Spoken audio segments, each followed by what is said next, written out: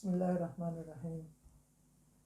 ناظرین کرام، رجب کا مہینہ چل رہا ہے اور معتبر روایات کے مطابق اسی مہینے کی 27 تاریخ کو نبی کریم صلی اللہ علیہ وسلم کو معراج کروائی اور یہ شب معراج کہلاتی ہے۔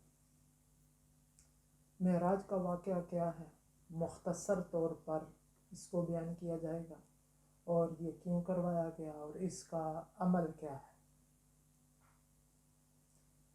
نبی کریم صلی اللہ علیہ وسلم مکہ مکرمہ میں تشریف فرما تھے۔ حضرت جبرائیل امین علیہ السلام آئے اور جنت کی ایک سواری براق لائے۔ آپ صلی اللہ علیہ وسلم کو اس سواری پر سوار کرایا گیا اور مکہ سے بیت المقدس آپ صلی اللہ علیہ وسلم تشریف لائے۔ وہاں آ کر آپ نے 2 رکعت نماز تحیۃ المسجد پڑھی۔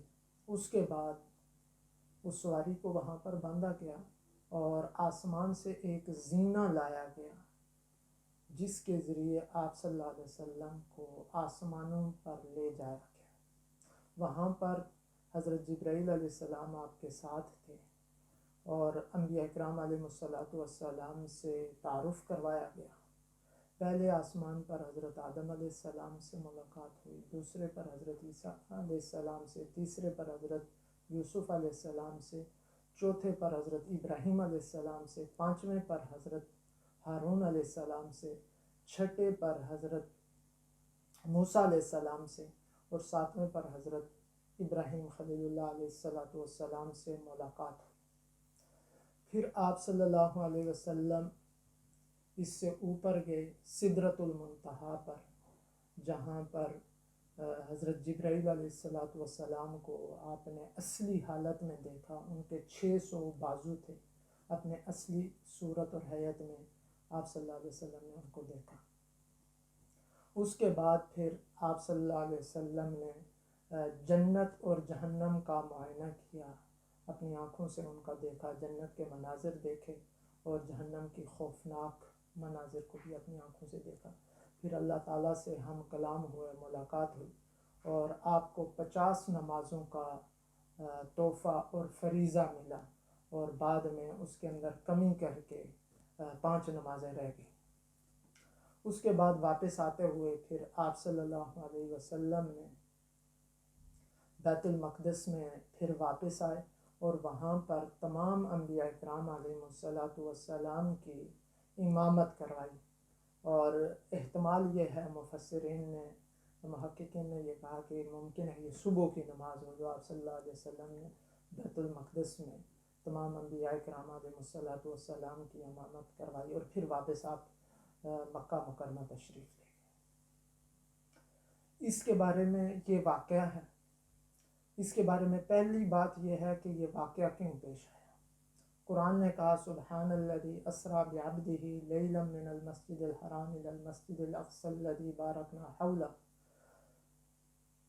عظمت والی ذات ہے، ہر کمزوری سے پاک وہ ذات ہے جو اپنے بندے کو رات کے ایک حصے میں مسجد حرام سے مسجد اقصی جو برکت والی جگہ ہے وہاں پر لے گئے، لنریہ من آیاتنا، تاکہ ہم آپ کو اپنی نشانیاں، بڑی بڑی نشانیاں بتائیں۔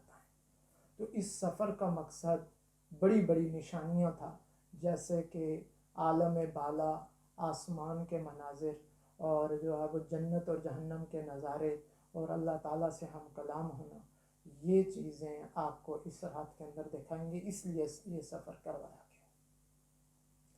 دوسری بات یہ ہے کہ اس رات کا عمل کیا ہے۔ بہت سے لوگ پوچھتے رہتے ہیں کہ شب معراج کا عمل کیا ہے، کیا خاص عمل ہے جو شب معراج میں کرنا چاہیے۔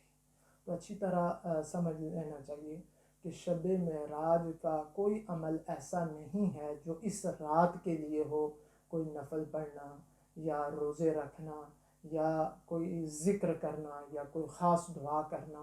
اس نبی کریم صلی اللہ علیہ وسلم کے سے کوئی اس طرح کی بات منقول نہیں ہے۔